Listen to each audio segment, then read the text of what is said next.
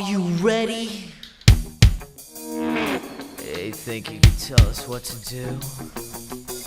You think you can tell us what to wear? You think that you're better? Well, you better get ready. Bow to the masters. Break it down!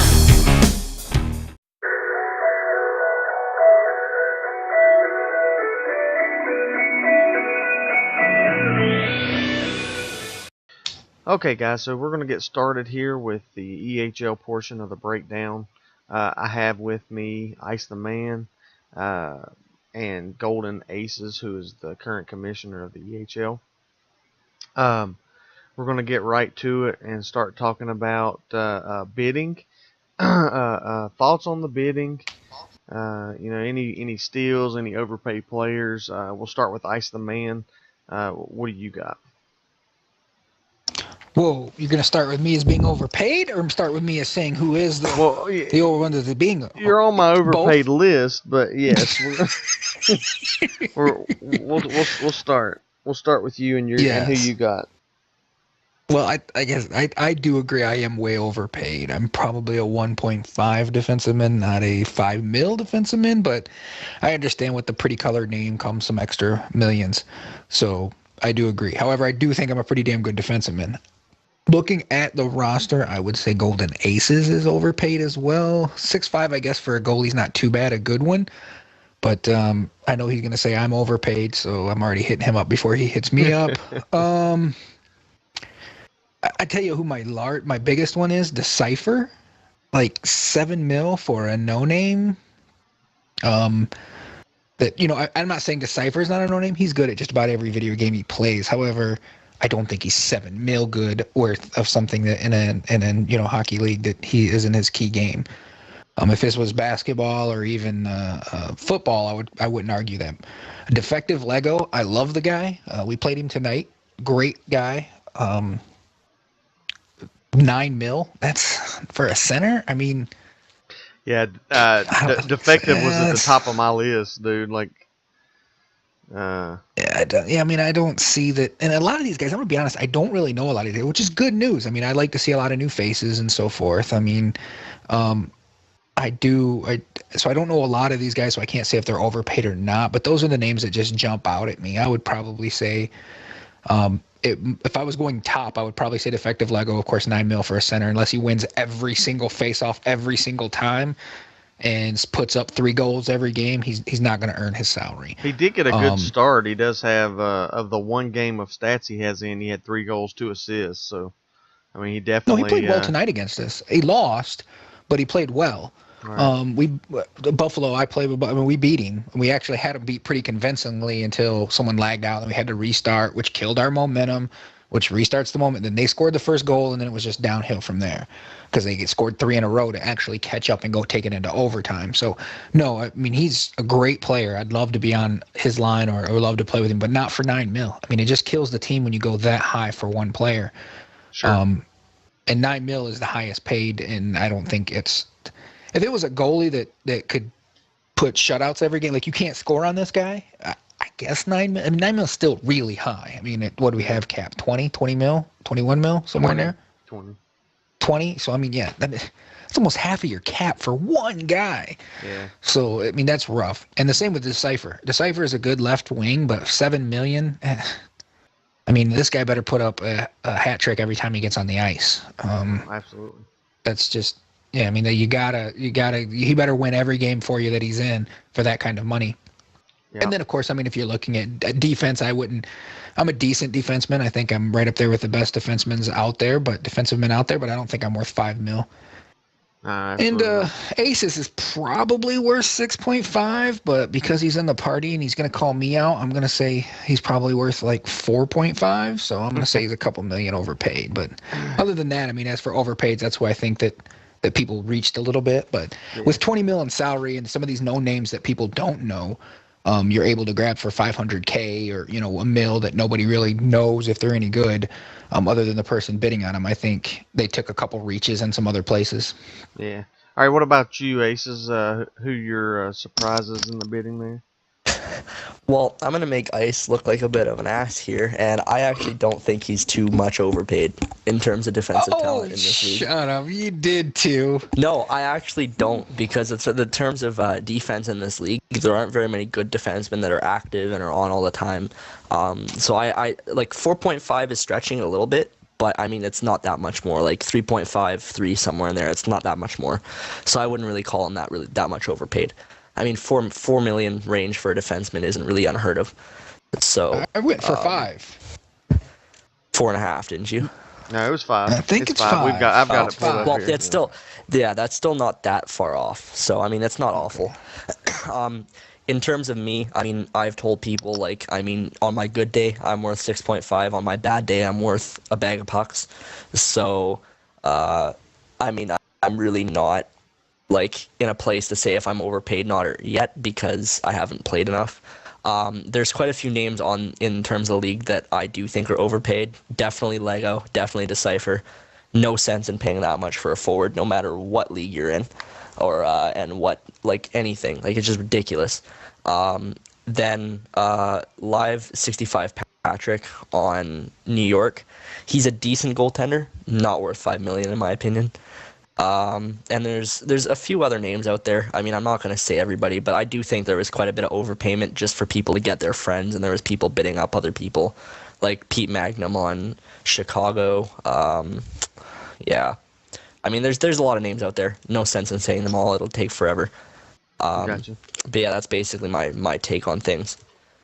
Yeah, Well, do you think that because of the first season, you're going to have a lot of overpaid because nobody really knows who's got what just yet? I mean, realistically, we can. And I mean, yeah. Yeah, and these guys are going to overpay for people they know because they want to make sure they're on their team because they know they're active. And I mean, like, I know in the case of defective Lego, there was guys just bidding him up on purpose because they knew that he wanted him. And I'm going to call Getzlaff out on this one. He told me the only reason he paid for him so much is just because he kind of likes playing with him, not because he's good. And I just basically straight up told him, I'm like, why don't you just let him go cheaper and trade for him? That'll solve a lot of your problems. And he's like, yeah, I wanted him. And I was like, okay, whatever you want to do. Yeah, so, I'm in the same boat with Lego, because like Lego's really good, but $9 million is just way too much. Way too much. Yeah, like at least 3 times more than he should be right now. I didn't even know Decipher played hockey, so definitely $7 million for him would be a little bit too much. But I mean, other than those two, those are the only ones that really stick out. I did think Ice was a tad overpaid at $5 million. I do think he's worth in the $4 million range, so it's not like crazy. Yeah. Because like you said, I do Mags believe is overpaid that I'm $500K, but you know it is what it is. That's overpaid. It might be. Yeah. But it might be. But you know, there's not too many crazy ones out there. So like I said, I mean, the Lego was the only one that was just absolutely crazy. Decipher was right there close, but even at $7 million, Tampa Bay had a ton of cap left to spend on the rest of their roster, so it didn't crush them.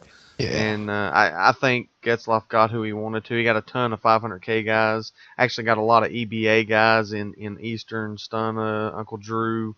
I think even E-Money might be on that team. I don't see him on the roster though, but I know they all play together, so it's not like they don't play the game, and they're all pretty good at games in general, so I'm sure they'll do just. All right, so moving into our second portion here, the biggest surprises thus far.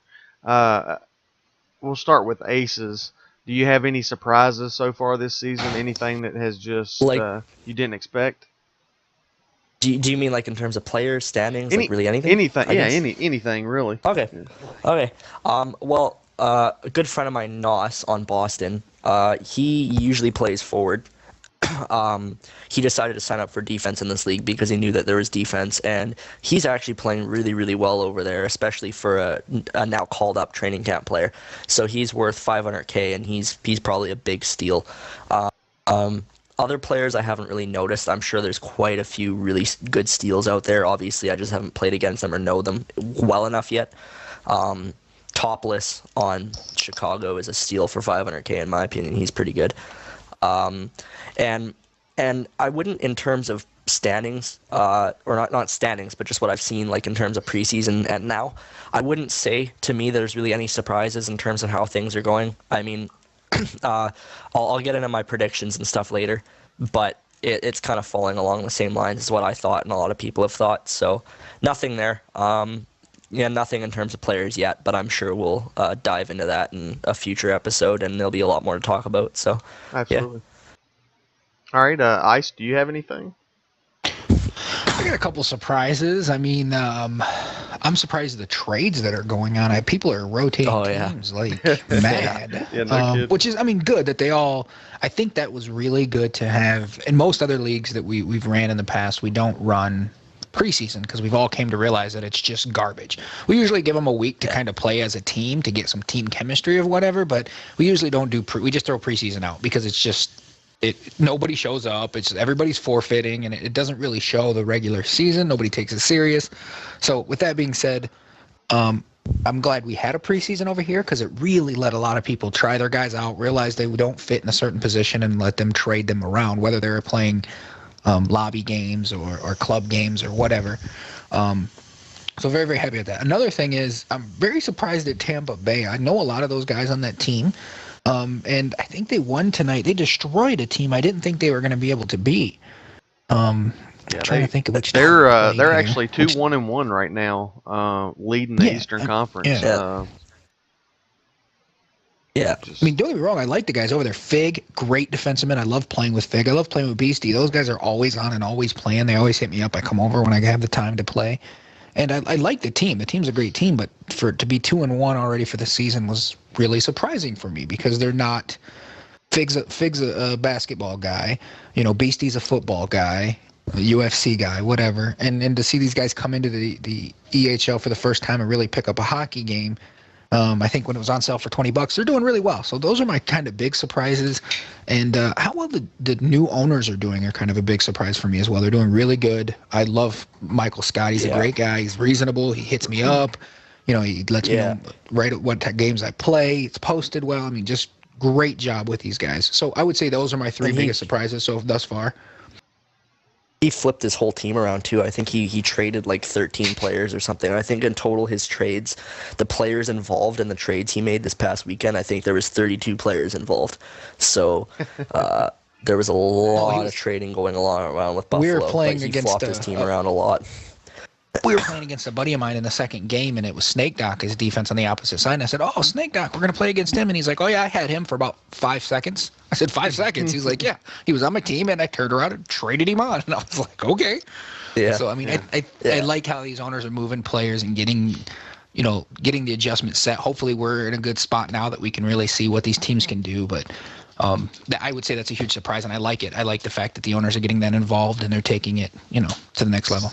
Yeah. For me, my biggest surprise so far has been the number of people that signed up to play in the EHL. To be honest, I was just expecting a real small league. Granted, we're still very small, but I think we surpassed 220 signups. If I'm We're not at mistaken. I think in total, like including all the removals and stuff that have happened, we passed 250. Yeah, so there you go. So we're actually in place right now, even if we get the same number of people next season, to go ahead and expand in teams. And then if we do a good job of recruiting and all of that in the off season, which I have no doubt that we will, I can definitely see us jumping from 10 teams to possibly 16. Or even more if we get a big group. So, and that's Ice's crazy dog that coughed in the background there. In case anybody is you can hear that? Holy crap! That thing is. I'll mute it. He's ready for his euthanization. That's for sure. Yeah. I mean, just thank you to all the guys that went out of their way to recruit and bring people. Obviously, Ace has done a great job of getting everything set up. A lot of what we wouldn't have without Aces, so we definitely appreciate that. and we wouldn't have Thank you. anything without the people that, everybody that recruited. I know there was a lot of word, some complaining from some other leagues because we were pulling people from them. And that's, at the end of the day, that's not our mission. We're not trying to pull people from any other leagues, anything like that. We're just here as an alternative to give another option of a place to play for people. At the end of the day, that's what people want, is a place to play. So we're here to provide that and give some unique options in the gaming world to those people. So the number of people is my biggest one. I also have the Lightning. Shout out to Beastie and Fig and all those guys. I mean, just right off the bat, going 2-1-1. I haven't really looked at the teams you've played, but you're leading the Eastern Conference right now. So shout out to you guys for pulling that out. The Sabres, once we get our stuff put in, we're actually going to be 2-1-0. So we'll be up there close. 1 game back, or 1 point So will back. Boston. So Yeah. and then I think depending on what Pittsburgh does, they could. I think they actually should be. No, they had an overtime loss against you guys. So whatever the result is of Boston's their up other there. game, Pittsburgh will be there. Boston will be at worst, Up at there. best, tied with us. They'll be at best tied with us. So because we just beat them. So and those really are my only 2 surprises so far. All right, so for our last segment with the EHL here, we're going to talk about predictions for the seasons with the standings for the very first season of the EHL here, and we're going to start with the Aces. Aces, what do your standings look like? What's your predictions for the playoffs? All right. Well, first off, I'm going to be doing a write-up in the next couple days. It'll go more in depth into this. I'm already working on it, but I'll just do a quick run-through right now. Only 4 out of the 10 teams make playoffs this season. And so I'm just going to predict who I think is going to make playoffs just quickly here. So I think from the West, it's going to be Edmonton and LA. And in the East, I think it's going to be Tampa and Boston. Out of those teams, I personally think that Boston and LA are going to win and go to the final. And out of that matchup, I think that LA is going to win. This is just personally because of people that I know and how I've seen these teams play and things like that.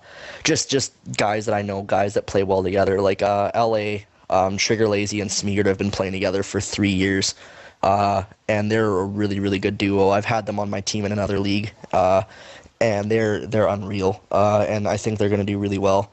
And Eberween also has some other really good players on that team. He has a couple really good defensemen. He made a couple trades to fix stuff. He traded Smitty away. I don't know exactly why, because Smitty was solid. But and Boston, again, same situation. Has a lot of guys that have been playing together for a long time. Nos has kind of jumped in there, but Rowdy, Nylander, Clutch, they've all been playing together, and Fred for a long time. And so I think that that's going to be a big reason as to why they do well, because they already have chemistry going into this season and good amount of talent. So, yeah, that's my prediction. I think that it's going to be Boston and LA, with LA winning in the final. Okay. Ice, what do you have? Well, for me, I don't know a whole lot of people on the roster, which like I said is a good thing, but looking at who is there, I would definitely say the guys I think that can pull out the Western Conference is, of course, the Kings, the Oilers, and Flames. I think the Ducks have a great opportunity, but I just don't think they're going to be able to get around. I think that you're probably looking at the Oilers or the Kings. I would say those two probably are going to win the Western Conference and go on to the playoffs. On the other side, I would have to say Buffalo and Boston. I know Tampa Bay is starting out strong and they're doing really well. However, I do feel that in the long run, the guys that, from Boston is going to, make a better push. Maybe even Pittsburgh is going to be up there in the talking, but I do think Boston and Buffalo, of course, my team, Buffalo. And from there, I mean, it's so early in the season to really make these predictions. But I have to root for my own team, Buffalo, to go all the way because, I'm on the team and these are my guys. So have to make that push. And I think we got to, bottom line, even if we don't make the playoffs, if we don't make the things, I'm really, really enjoying this season already. I like the guys that I'm playing with. I like the guys that are on my team. We don't have any, smart aleck people.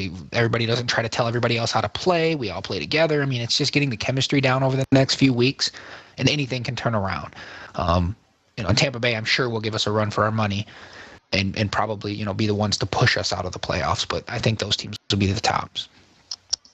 All right. For me, in the Eastern Conference, my top three are going to be Tampa Bay, Boston, and of course the Sabres, my team.